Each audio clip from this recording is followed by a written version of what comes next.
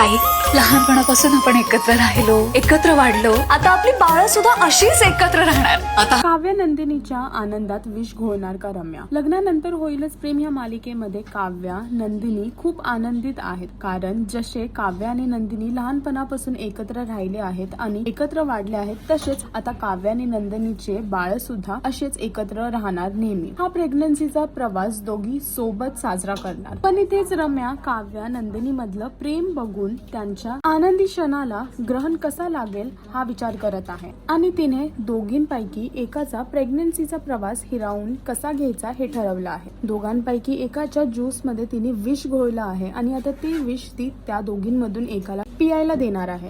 आता बघायचं आहे की लग्नानंतर होईलच प्रेम ह्या मालिकेमध्ये पुढे कुठला ट्विस्ट येणार आहे आणि कोणाची प्रेग्नन्सी रम्या हिरावून घेणार आहे हे पाहण्यासाठी लग्नानंतर होईलच प्रेम ही मालिका पहा. अजून अपडेटसाठी टेलीचक्कर रिजनलला सबस्क्राईब करायला विसरू नका.